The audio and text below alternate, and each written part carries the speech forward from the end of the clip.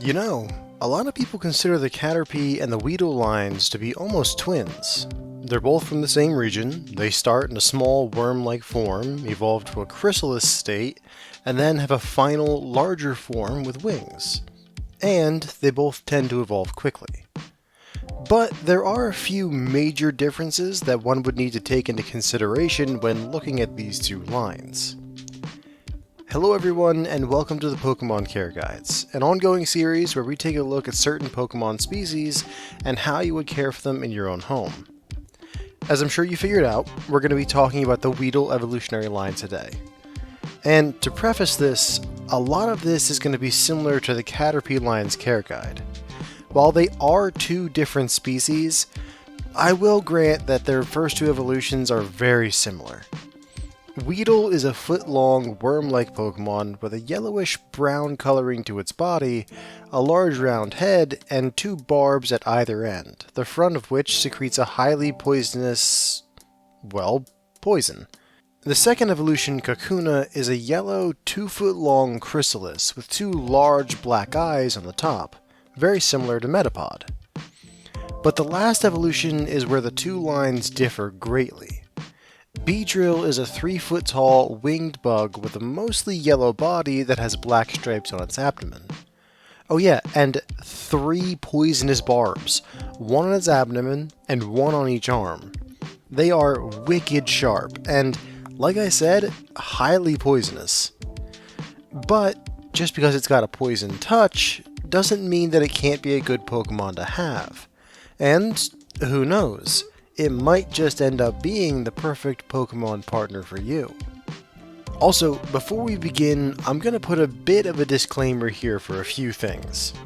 One is that you should understand that this Pokemon line is often and widely considered a pest. Weedle and Beedrill have a habit of building their homes in or near places where people are. And that's a problem because Beedrill are very territorial and will attack anything that enters what they consider to be their space. There are plenty of reports of people being stung by Beedrills online. Professionals will oftentimes need to be called in just to deal with the infestation by catching all of the Pokemon with Pokeballs and relocating them to a better and safer location. One of my childhood friends actually grew up to become a pest control trainer. He always did have a thing for bug types, especially, funny enough, Beedrills. But speaking of needing to call in a professional, that brings me to another point. These Pokemon are the first ones we'll be going over who will actively attack people. The closest we've come to that in this series is a Charizard, but they'll often ignore people as they tend to think we aren't worth their time, essentially. Beedrill has no such problems going for people. And because of that extremely territorial nature, you will need a permit to own a Beedrill, or really any of the Weedle line. Permits allow you to legally keep certain species of Pokemon that governments deem dangerous. Getting one involves being tested on your knowledge of how to care for the Pokemon, how to interact with them, and how to possibly deal with being injured by them. Once the tester deems that you know what you're doing and can care for the Pokemon appropriately, they'll give you your permit. Mostly, the Pokemon that require permits to keep are a lot of the poison types, plenty of the fire and dragon types, and a smattering of the other types. A type of Pokemon isn't inherently dangerous, but there are some types, like poison types, that have more dangerous members than others. So, with those two warnings out of the way, let's talk about Beedrill. Enclosure. To be honest, their enclosure is very, very similar to the setup for the Caterpie line. They both live in large colonies that take over entire trees. And to be honest, Weedle would have a better chance surviving in a tree than Caterpie would because of its natural defenses. But even still, there are plenty of flying-type Pokemon that will power through to just get at an undefended Weedle.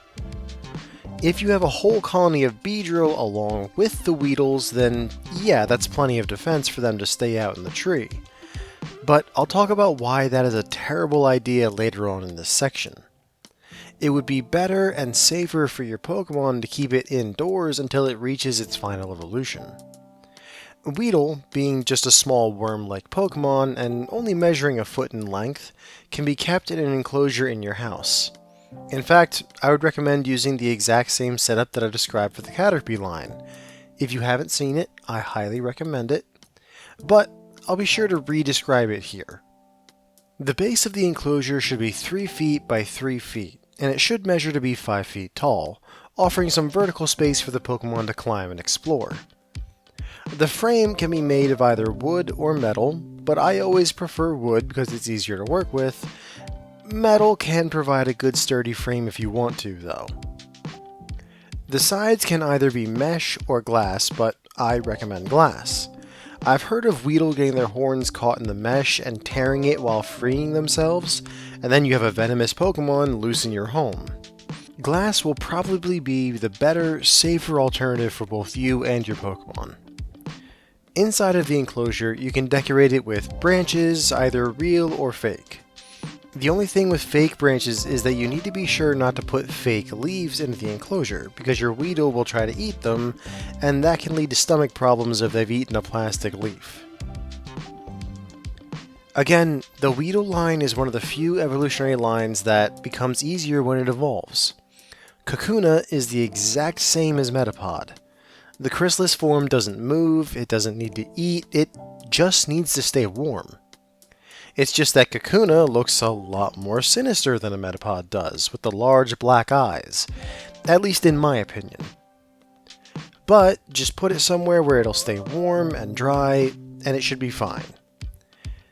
When it evolves, however, you'll want to make sure that it's outside when it does so. Beedrill can be problematic.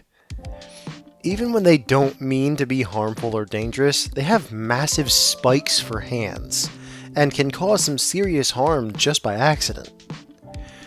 When your Kakuna is getting close to evolving, make sure it's outside in a tree when it does so. This is because when a Beedrill does emerge from a Kakuna, wherever it is becomes its territory. So if it's in your house, then your house is now its territory. When your Kakuna is getting closer to evolving, you want to make the Beedrill's enclosure set up so that you can have it evolve outside. And a Beedrill's enclosure is going to be the same as a Butterfree's, though a bit bigger. Make a wooden box, 5 feet on all sides, and hang it from just below the lowest branches of a tree. On the side that faces away from the tree, instead of another wooden side, install a heavy-duty rubber flap that it can push out of the way to get in and out, but won't allow things like rain or snow in. Keep an eye on the box as time goes on, as thanks to the giant spike hands, it'll end up scratching and scraping the inside of it as it moves around. Repairs are going to be eventually needed. But this box will provide an excellent, safe spot for your Beedrill to live out of and be the center of what it considers its territory. Speaking of territory, let's talk about that and what other Pokemon you'll be able to house with the Beedrill. Quick answer, only other Weedle evolutions. Anything else and it'll be attacked by your Beedrill. And in my professional opinion, don't even house other Weedle evolutions with it. Nothing. Nada. Let me explain why I say that though. A Beedrill's territorial instinct is partially a nature-learned thing, but it's also something that it learns from the rest of the colony as a way to defend the younger Weedle and Kakuna that are living with it in the hive. So if you raise your Pokemon from a Weedle and keep it separate from any other Beedrill evolutions, then its territorial instincts won't be nearly as aggressive as one who was raised in a colony. Instead, it'll only defend what it considers its home, which will be the tree that its box is housed in and the surrounding approximate 30 feet. As an added bonus, since you raise it as a Weedle and have been around it its entire life, it'll consider you as a non-threat. You'll never be able to cuddle with it, but it shouldn't attack you when you're in its space.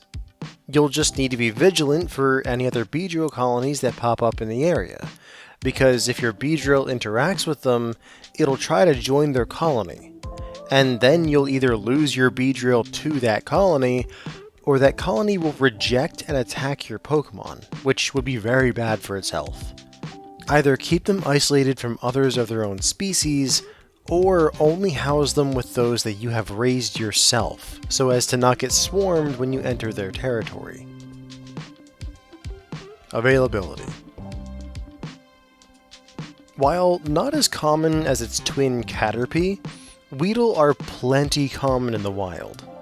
I mean, if something can be considered a pest Pokemon, then by its very nature, it's gonna be a common sight.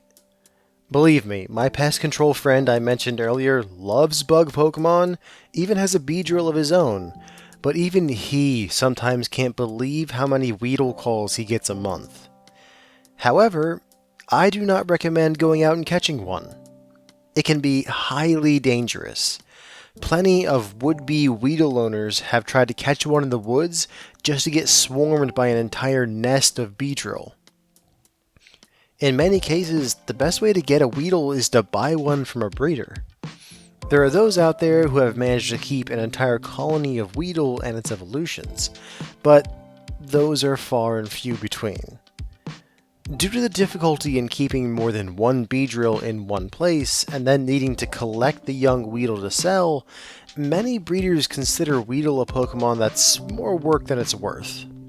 And because of that fact, Weedle aren't nearly as available in the breeding circuit as Caterpie are. They are out there, you'll just have to put some work and money into getting one. Care. Fortunately, cleaning up after the Weedle line doesn't get much different from the Caterpie line. In the wild, a nest of Weedle, Kakuna, and Beedrill take over a tree or two as their nest, and the way they do that is through string. The Weedle will wrap the branches and leaves, and even sometimes the trunk of trees in their string to form a large nest that the rest of the colony can live in. So, they will be attempting to do the same in their enclosure. Soon after placing your Weedle in its enclosure, you're going to start seeing large ropes of string start covering everything in it. It's not technically a bad thing, as a Weedle can't get caught or bound up in its own string, but things like rotting leaves and waste can. In the wild, Weedle usually just poop on the side of the tree. It falls to the ground and then decomposes rather fast.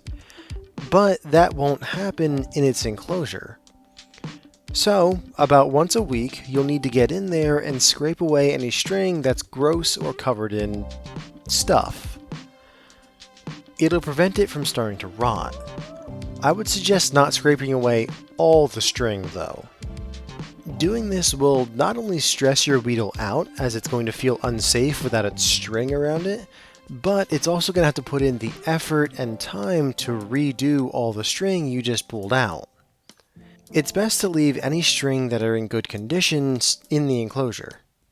Moving on from Weedle, Kakuna doesn't really do anything.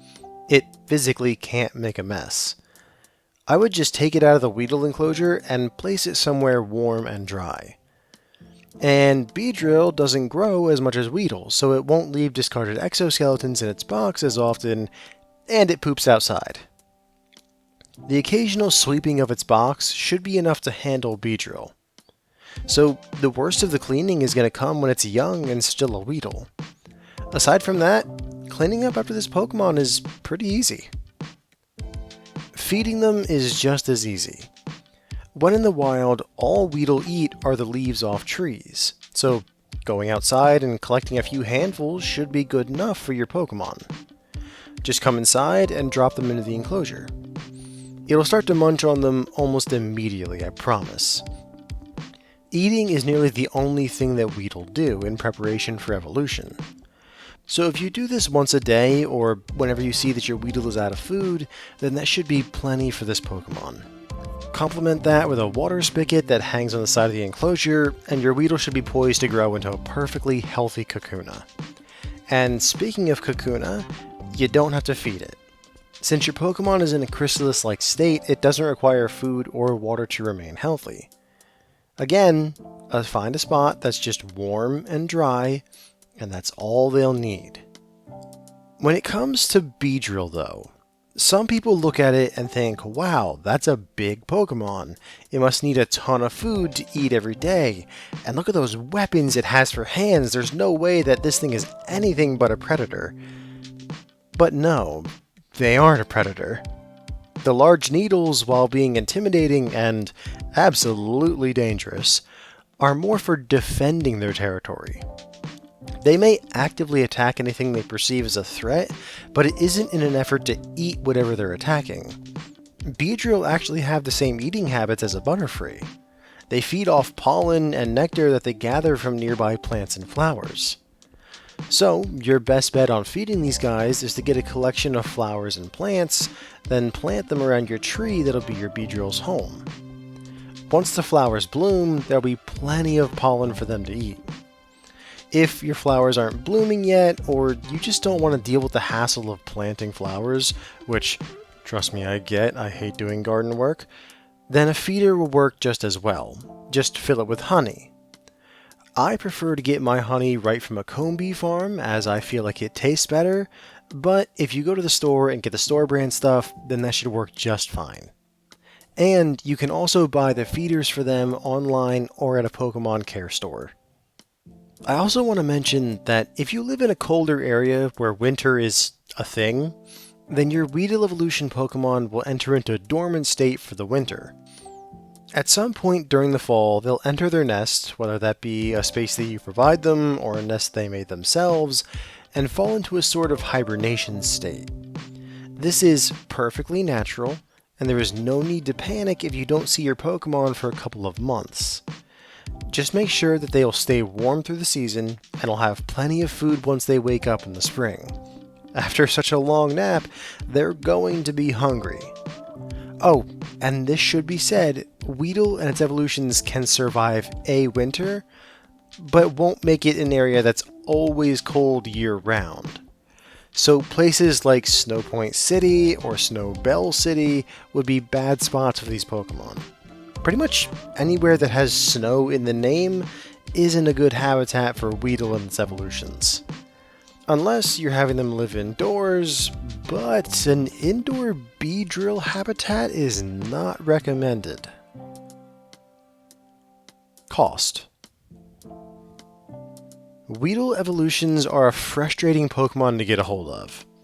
They aren't common in the breeding industry, mostly because they're such a pain, figuratively and literally, to raise, keep, and sell. So finding one for sale can be a bit of a pain. But they're so common in the wild. You hear about Weedle and Beedrill infestations all the time, and walk through almost any forest and you'll find a nest of them. But catching one is dangerous enough that I wouldn't recommend it at all. So it's this irritating feeling of, I see them everywhere, but I can't get a hold of one.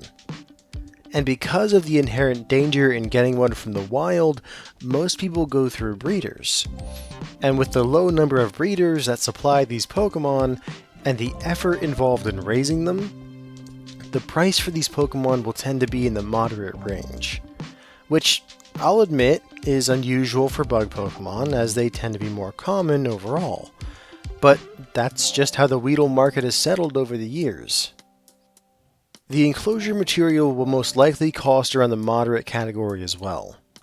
Between the material for the frame, the glass, and all the screws, bolts, and hinges, really, this is the same as the Caterpie and Butterfree's enclosure. You'll have to build them once you get all the materials, but that shouldn't take too long or be too tough to do. There are the pre-made ones that you can buy online, of course, but they'll put you in the higher end of the moderate price range. They're nice, and an Arceus send if you don't really have the technical skill to build your own, but you guys know me. I always prefer the homemade option over the store-bought one. Plus, in this case, it does end up being cheaper. Food will be the one place where you can potentially spend either the least amount of money or the most. After all, for Weedle, all you need to do is go out and grab some leaves off the nearest tree. Free is the best price for food.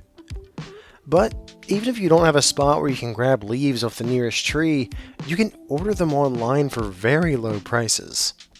They come in massive big bags for real cheap. Beedrill's flowers are where you might spend more money. Flowers, for some unknown reason to me, can cost quite a lot depending on the kinds you get and how much you get of them. Really, any kind of flower will do for your Beedrill, so if you can find some wildflowers to transplant around your Beedrill's enclosure, then that'll make the flowers free as well. But if you want to get specific ones, then the price can be anywhere between low and the high part of the moderate category. Like I said, flowers are strangely expensive. Conclusion. In my opinion, the Weedle line is for more experienced bug handlers. Between the venom and the territorial behavior of the last evolution, only people that know what they're doing and how to handle something like that should handle them. Like my friend Logan.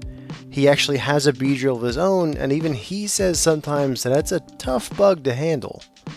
And this man dives headfirst into venipede nests, so if you're considering getting a Weedle evolution, be sure that you can handle it, because they can become too much very fast. However, for those out there who do have the skill and the know-how on how to handle these tough bugs, it very well may end up being that these are your perfect Pokemon partners. Thank you all for listening, and please join us again next time to go over the flying-type Pokemon Pidgey and its evolutions Pidgeotto and Pidgeot. Have a wonderful night, everyone.